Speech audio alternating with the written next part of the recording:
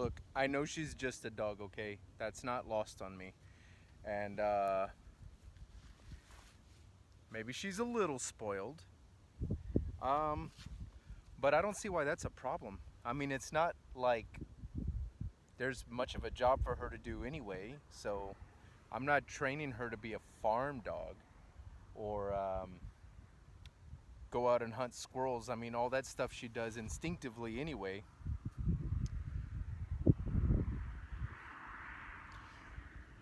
But if I want to bring my dog to the top of Windy Hill,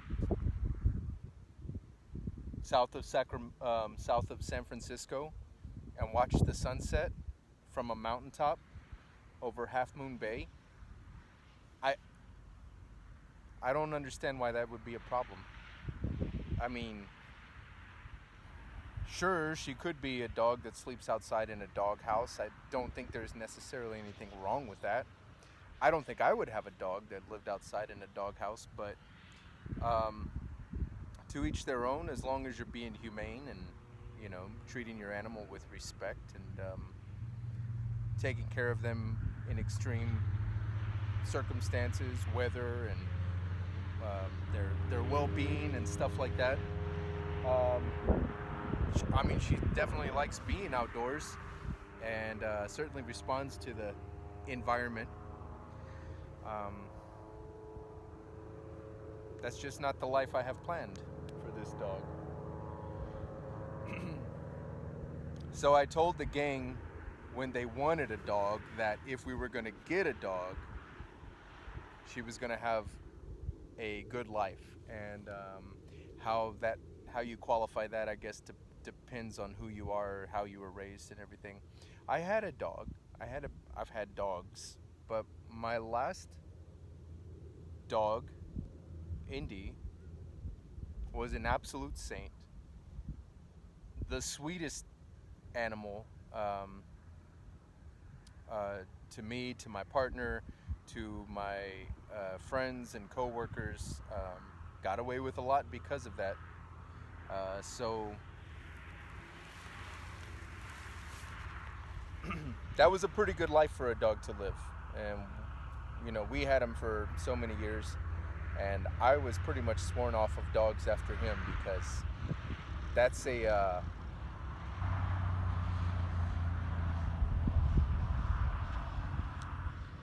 that can be a really difficult parting um, with an animal like that, especially if if they're elevated in status from just dog to you know companion and partner and travel buddy and everything else. So I told my group, I was like, look, if we're getting a dog, it's not going to be the kind of dog that just sits around on the couch and waits for everyone to get home from school and work. And then the way people are nowadays, I mean, everyone's on their phone or their tablet, or obviously, you may be working a lot. I know I'm working a lot. I was working two jobs for the longest time. Still kind of working, like a similar sort of setup. Or even if you have the one job you may have overtime, and school is like from 7 in the morning to 4 in the afternoon. God help you if you have extracurriculars or tutoring or anything like that. There's not a lot of time left for an animal. By the time you get home, you're done. You're very. It's taxing being alive in the modern world, at least in the Western modern world. That's the one I can speak for. But I said, look, if we get an animal, I mean, even going down to choosing the breed and the sex, uh, the gender of the animal. I don't know how much it factors into it. I know it does, just biologically across the board, for most species. But the females typically a little bit smaller, maybe a little bit more. I'm trying to choose the right words here because I know everyone's drawing a parallel to what sort of conclusions I'm making about human females and males. But I'd been told that the female um, gender of most dogs is typically a little more, shall we say, well behaved. Why don't you lay this way as long as you're just sunbathing? Give them their money's worth. Um, so on that note, I I was pretty certain I wanted a female, um, and I wanted a, like a short hair dog is probably more something that these are all considerations that I had. Short haired animal. Um, I wanted a smart breed, and most dogs that I've seen are smart, but I wanted one that was like kind of known for it. So my only real references were Indy, who was like a beagle mix, and the dog. I'm not gonna think of his name now. From Crimson Tide, Gene Hackman is the captain of a submarine, and he's got a dog. It's a Jack Russell Terrier. I think I just always stuck with that name because it sounds like a name.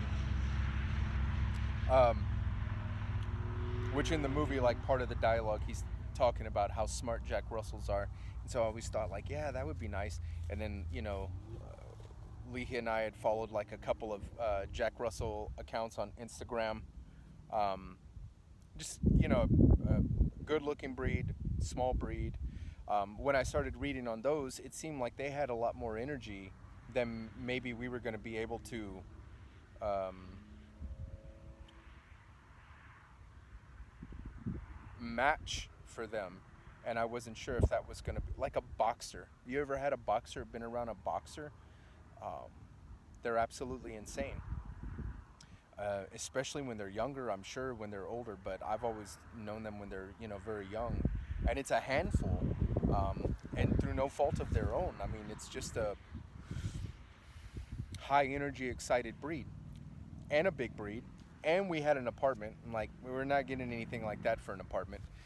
So the other breeds that came up when I would look for a Jack Russell Terrier were, like a Fox Terrier, a Rat Terrier. I think they all fall under this larger branch of the species of Feists, which isn't exactly a breed, but just kind of they kind of all look like that. Um, and these seem to shut down as she's doing. So we can go out on a long walk and we can come back to the car, come back to the apartment, and once she hops in the car or gets inside, probably some water. I probably have a snack for her, or it may be time for her to eat if we're going home, or she's hungry. But after that, she'll shut it down, and she'll get up. She's alert. I mean, if she hears a doorbell, if she hears uh, like a car chirp, like the horn or the alarm chirp when somebody gets home, one that she recognizes, she'll spring up for that. If she hears another dog, she's up like in an instant. So it's like she's always like in sleep mode. She's always in rest mode. She's never really fully off. Like she'll bolt up in the middle of the night. Um, so it's not as though she's a lazy breed. At least the first couple of years and a half that we've had her. But a good breed. And compatible with the type of lifestyle that we had when we acquired her, when we adopted her at 6 months, thereabout. But I made a determination. It was like, this is going to be a dog that gets plenty of outdoor. Look, it's hard for a human to be in an apartment all day. And I like my alone time, and I like being indoors. And if it's summertime in Houston, I'm staying inside. And if it's cold and red and wet and rainy, I'm staying inside. So I get plenty of indoor time. But it gets mind-numbing after a while, It gets to a point where you're just... I don't know what would be the appropriate word for it, but it's like, this isn't healthy. So imagine a dog, especially when it does not have the ability to communicate or articulate, rather, because they're very communicative. But imagine being a dog who's just like I'm not an asshole, and I'm not really trying to make your life harder, and I don't want to press you for something that you don't feel like giving or you're not in the mood of to give at this time. But I really need some outdoor time. Dog's not going to be able to say all that in a sentence. You really have to pay attention and pick up on that. And it begins by knowing the breed and just knowing that animals in general. I mean, we'll go outside and she just starts sniffing right away, marking territory right away. Um, she's got certain etiquette with different types of dogs. So she's, you know, it's it's not very simple. There is some sophistication to it, but it's not like a refined sophistication. Um, just the more platforms that you give them to communicate on or with, the more effective they'll be able to communicate. But it begins by knowing the breed and just knowing that animals need outdoor time just like humans. They need sun. They need mad naps. Um, she naps like a champ.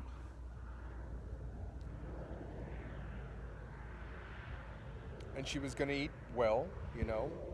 She doesn't eat like necessarily eat highbrow, badass dog food, um, because she doesn't eat dog food really. She just eats, you know, chicken and rice and vegetables, but chicken and cheese, meat. That's her priority. Meat, cheese, and anything else I'm eating or you're eating. I had some pumpkin bread in the town of Half Moon Bay a little while ago, and I offered her a little piece of it, just to be courteous and just to acknowledge that she might want some, and she didn't. But later, when it looked like I was going to throw some of that, or a bagel, it might have been a bagel, and that would have been in Pacifica. Either way, same story. Pick your bread, pick your town. Um, when it seemed like I was going to offer it to something else, like a bird or another dog, she snatched it up real quick. So she'll eat anything, but she tends to eat. I wouldn't call it table food necessarily. Like she's not eating like tacos, and that's not true either, is it? Okay, maybe she's a little spoiled, but it's not spoiled. Like she earns her keep, you know. She's respectful. She can be a little vocal, but again, she doesn't. She's not going to sign to me. She can't write a letter. She doesn't speak a language vocally, you know. She understands what I'm saying. Here's a plane going over. Pardon my interruption here.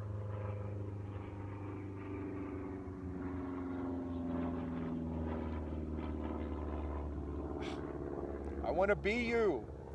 That looks like fun. Um, so she earns it, you know. She earns it. You've really got to see this. I don't want to turn the camera around, but I'm gonna have to by the end of this. So we're on this hill. She's on this hill. The point of her being here is so you know, she can see this, and maybe that's a roundabout way to say I want to see it, but I don't have the whatever to make sure that I see it for myself. So I'm going to use her as an excuse. Maybe there's something to all that, and it'll come out in therapy. But at any rate, Windy Hill, and then below me are just these hills and hills and hills, and another ridge line off to the west, and the Pacific Ocean, which I gotta tell you guys, I saw the Pacific for the first time a couple of years ago. Trip to Los Angeles. I'd never been to LA. It seemed like an easy enough place to visit.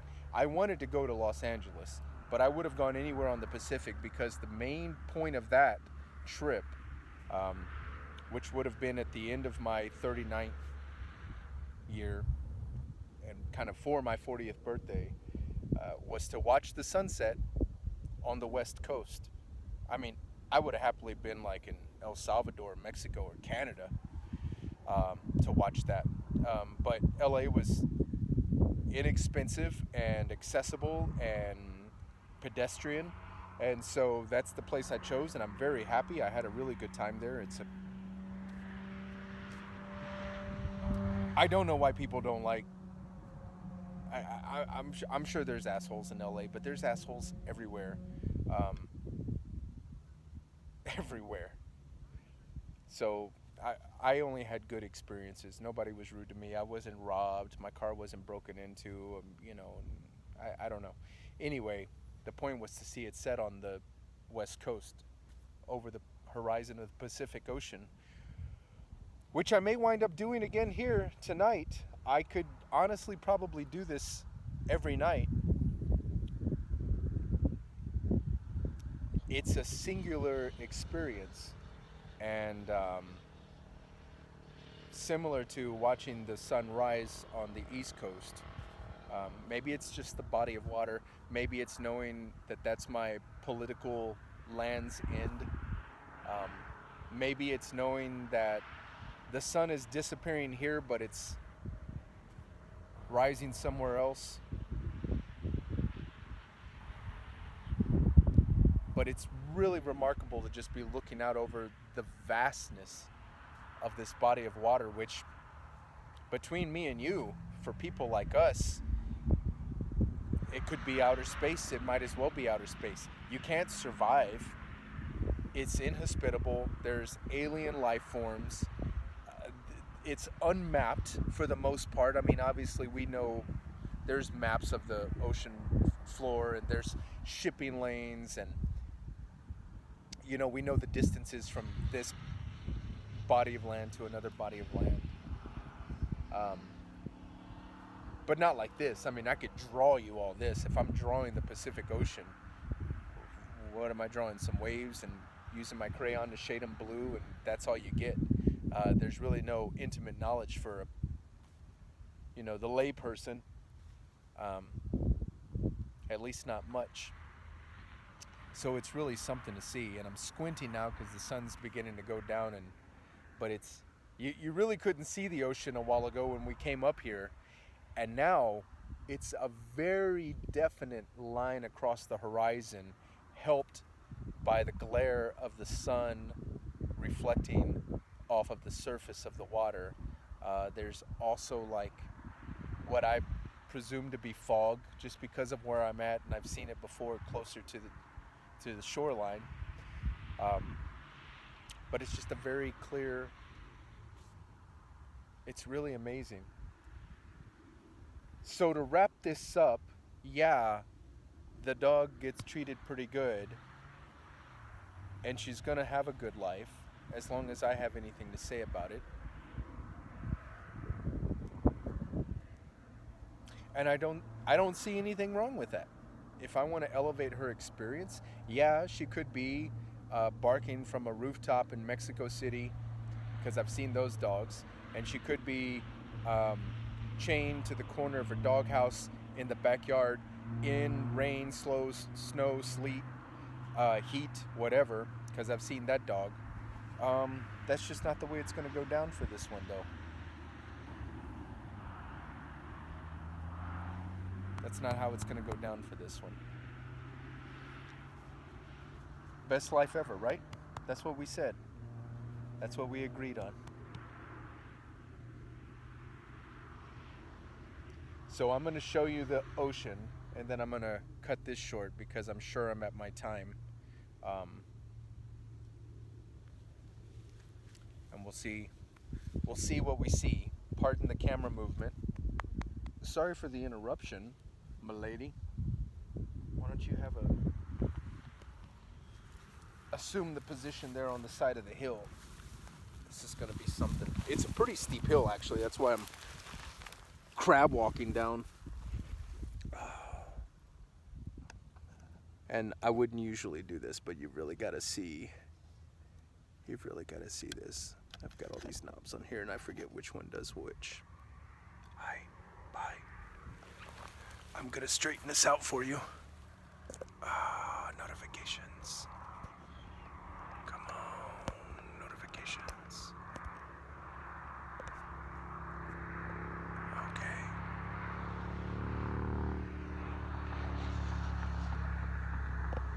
And I'm gonna tap this and hope that the white balance adjusts. Oh, that's a little dark, isn't it? But you can see that.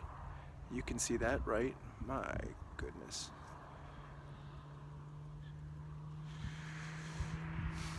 and there's a road right underneath us. I forget the highway, but obviously a lot of traffic, but it adds to the ambiance, I think. Sun is just above the frame here, a little ways, but that's what's playing with my light works here so much. But I do want you to see all these hills, and I want you to see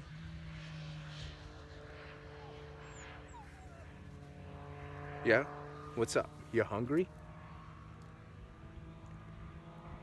You know, another thing, as long as you're looking at these hills, because you don't really get a sense of the scope of the hill, the color, the steepness, and everything. The one that I'm on, just by the 20 minutes of conversation we just had. But we're on a hill, very much like any of these that you're seeing out there. Man, I really hope these colors are coming through for you. I really do. And if not for you, for posterity.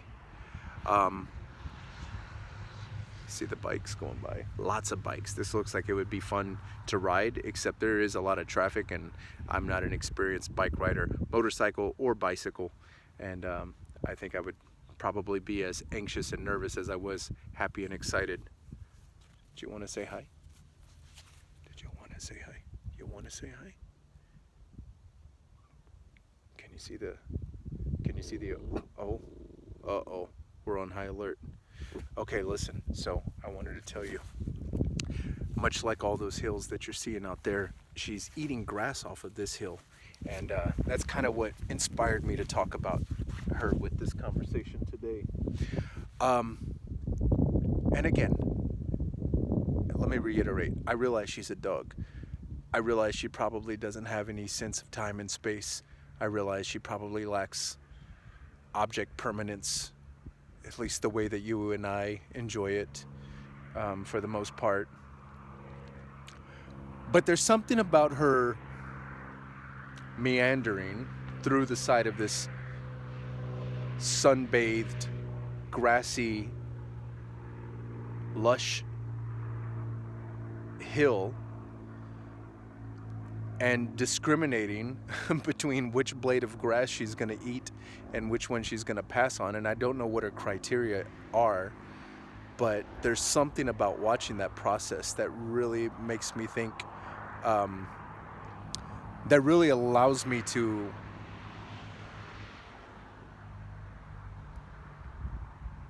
contemplate the notion that she knows where she's at and what she's doing, and that she's having a salad that, well, that's what we always call it, a salad, that she knows she's never going to have anywhere else. You know, you're not going to find this grass in Houston. You're not going to find this grass in Texas. You're not going to find, you know, it's like the difference between grapes or the difference between apples and stuff like that. It's what I imagine. I'm not eating a lot of grass myself. I didn't say I wasn't smoking it, but I didn't say I would. Okay, thank you. I appreciate you. You can see it from there? Okay. Oh, okay. We've got a coyote over here. Oh, now I gotta keep it rolling. All right. So yeah, so let's see how we do with a coyote. I really want to see this. All right. Tuna fish. Oh. He's definitely got an advantage because this is not an easy hill to walk on. Well, Luna's got an advantage as well. But we definitely got to see this coyote. And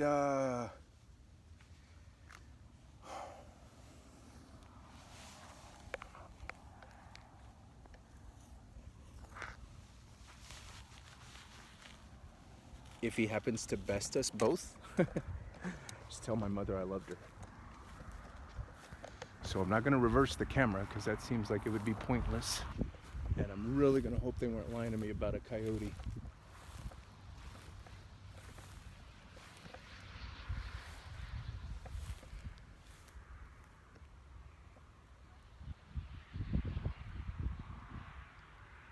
What I think we'll do to wrap up the video, rather than walk up on a wild animal in their natural environment, is descend down to this trail.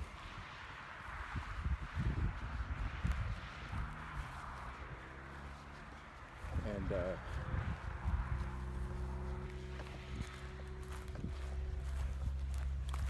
get a wee bit more on the human side of things. I do want to see a coyote though.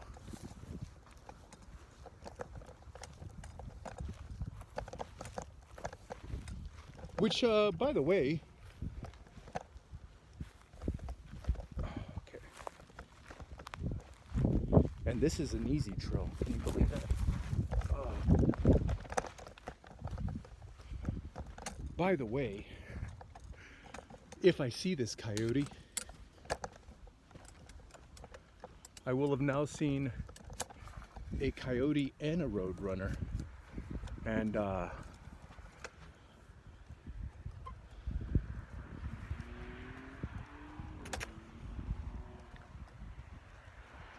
tuna fish, come here.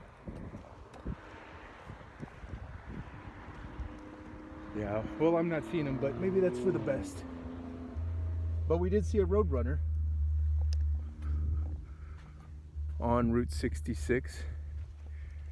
And if we do see this coyote, we will have seen all the stars of you know what. So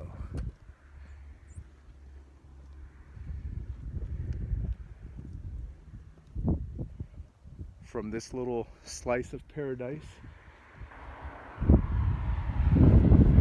and on behalf of me and my companion here, wish you all well. Hope to talk to you again soon.